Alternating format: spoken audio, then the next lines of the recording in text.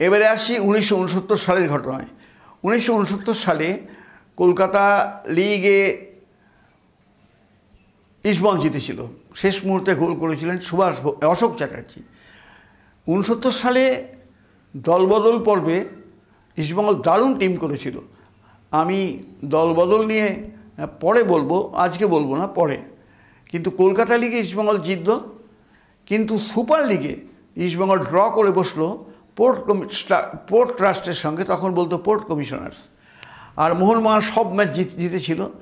শেষ ম্যাচ ইস্টবেঙ্গল মোহনবাগানের, সেই ম্যাচে কোনো দলই গোল করতে পারেনি, অর্থাৎ 1 পয়েন্ট এগিয়ে থেকে লিগ চ্যাম্পিয়ন হয়েছিল মোহনবাগান।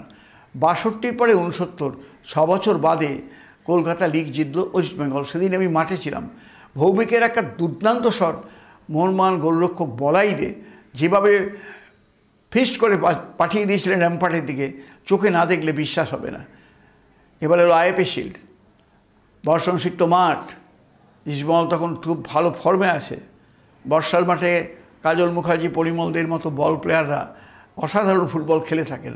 সেদিনও শুরু করেছিলেন সেই রকম, কিন্তু তাদের সব প্রয়াস এই 15 মিনিটের মধ্যে শেষ হয়ে গেল। ইস্টবেঙ্গলের হাফব্যাকের জায়গা থেকে ইস্টবেঙ্গলের হাফব্যাকের জায়গা থেকে মোহাম্মদ হাবিব, মোহনবাগানের লেফট স্ট্রাইকার, থ্রু বাড়ালেন সরাসরি বাঁ দিক বরাবর প্রণব গাঙ্গুলিকে লক্ষ্য করে। শান্ত মিত্রকে টোপকে বল প্রণবের পায়ে পৌঁছতেই প্রণব রিসিভ করে এগোলেন এবং সঙ্গরাজকে অসহায় করে বল পাঠিয়ে দিলেন জালে।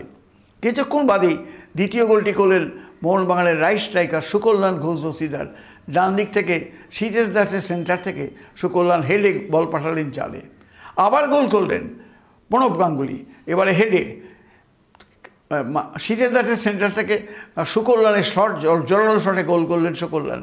তৃতীয় গোল আবার প্রণব গাঙ্গুলি, এবারে বাঁ দিক, এবারে হেডে বল পাঠালেন জালে। গ্যালারিতে তখন একটা উৎকণ্ঠা লাল শিবিরে, তাহলে কি আজকে সেই মোহনবাগানের বিপক্ষে 4-0 গোলে লিগে জয়ের রেকর্ডটা ভেঙে যাবে? এই অবস্থাতে দ্বিতীয়ার্ধে খেলা শুরু হলো। যথারীতি মোহনবাগানের প্রাধান্য, কিন্তু শেষ দিকে 5 মিনিটের মাথায় একটা গোল শোধ করলেন ইস্টবেঙ্গলের পক্ষে লেফট উইঙ্গার শম্ভু দাস চৌধুরী। শিল্ডের পর রোবার্টস কাপ দুদলই খেলতে যাবে মুম্বাইয়ের মাঠে। ইস্টবেঙ্গল কিন্তু শিল্ডে বিপর্যয়ের পরে খুব ইস্টবেঙ্গল ফুটবলাররা মানে যাকে বলে খুবই ভেঙে পড়েছিলেন। সিনেমা দেখতে গিয়েছিলেন একসঙ্গে পুজোর সময় সুভাষ ভৌমিক এবং সুকল্যাণ ঘোষ দস্তিদার। তারা দুই বন্ধু একসঙ্গে দুজনকে দেখে মেনকা সিনেমা হলের সামনে একজন ইস্টবেঙ্গল সমর্থক বলেছিলেন, ভোম্বল না, ভোম্বল মানে ভৌমিকের ডাক নাম, তোমার লজ্জা করে না? অল্লগে বাইরেছো, ও তো জিতছে, 3 গোল খাইছে, আবার সিনেমা দেখতে বাইরেছো। খুব সম্মানে লেগেছিল, আত্মসম্মানে আঘাত করেছিল ভৌমিককে, চেপে রেখেছিলেন, তৈরি হচ্ছিলেন এর একটা জবাব দিতে হবে।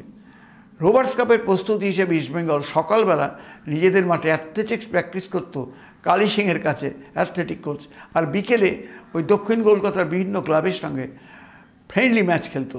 এইভাবেই টিমটা তৈরি হলো। এরপর দেখতে দেখতে এসে গেল রোবার্টস কাপ।